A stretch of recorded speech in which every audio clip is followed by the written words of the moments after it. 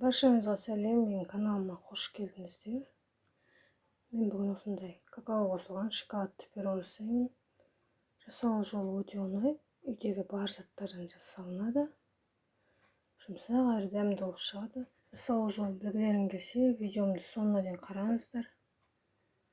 Ол үшін бізге шым-шым тұз, 2 жұмыртқаны жарып алдым. Одан кейін 1 стакан қант қосып, жақсы араластырамыз. Толық рецепт описаниеда болады.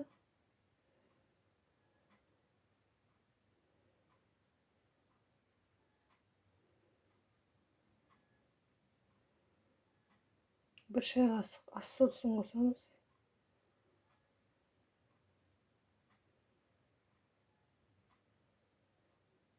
Bir 2 стакан айран қосамыз. Екінші стакан құйылғаны видеоға түспей қалды. Одан кейін 4 ас қасық сұйық май қосамыз. Сұйық майдың орнына ерітілген сары май қоссаңыз да болады. 4 ас қасық какаоны тағын қосамыз.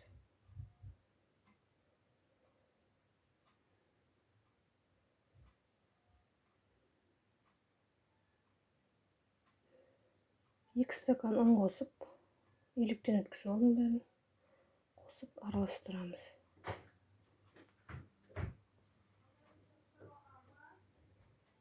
Тестіміз осындай болады. Формам 25 сантиметрлік пергамент төседім. Жан-жағын майладым және.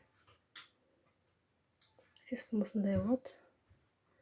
Қызып тұрған пеште 182 градуста 35-40 минутта пісіріп алдым. Бірақ әркім өз духовкасына қарай пісіреді. Әр духовка әртүрлі пісіреді. Міне біздің пирогымыз өстіп пісіп шықты. Мен видеомды соңына дейін қарағандарыңыз үшін рахмет. Сау болыңыздар.